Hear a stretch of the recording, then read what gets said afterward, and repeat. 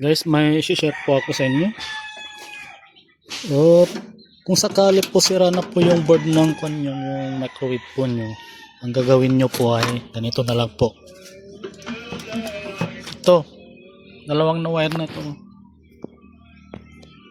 Tanggalin nyo na lang po ito. Ito. Tapos lagyan nyo na lang po ng switch po ito. Switch, tapos ito.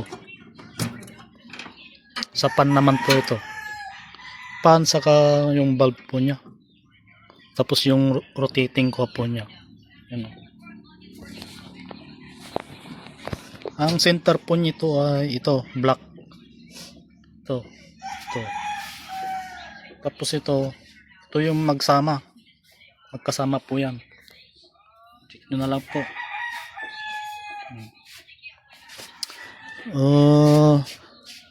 Kukonvert ko sana to kaso na-repair ko din.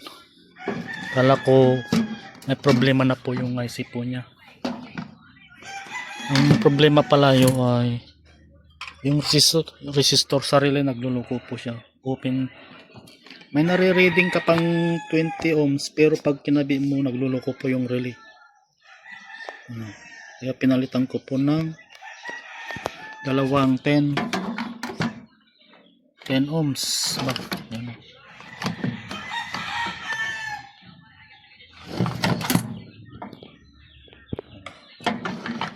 Yan po. Dalawang 10 ohms pag wala kayong 20 ohms na single. Ano lang na po yung gawin nyo in case sira na po yung board po nya. Ito wala pong kwanto, supply po sa kanto dito sa board po nya. Ito supply po ng board po nya.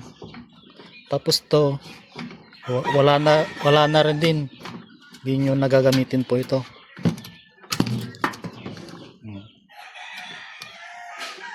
Ito useless na po ito pag sira na po yung board. Ito yung pinaka-importante, dalawa. Ito. So, lagyan nyo na lang po ng switch po ito. Switch. Mayroon. Switch, tapos ito. Ito yung pinaka-con nyo. Yung black ang pinaka-min niya. Yung blue at saka white, magkasama po yan. Walang po may share ko about this. In case sira po yung yung motherboard, pero okay pa to, okay po yon. Tapos ito okay pa rin lahat, pati yung switch nya, board lang po yung issue. Ganun po yung gawin nyo para hindi rin sayang yung microwave. Convert na lang po natin, convert nyo na lang po, pwede po. Ito yung pinaka importante, ito useless na po ito. Supply lang po ng kanto yung pinaka main board nya. Tapos to switch lang po to.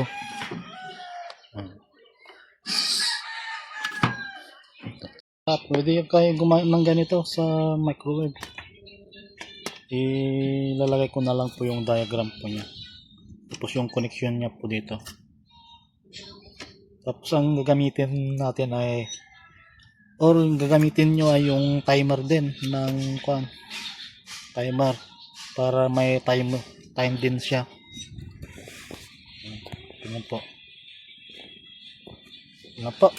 Pabol lang po ito mga pusing, mga manunood. That's it. Thank you for watching.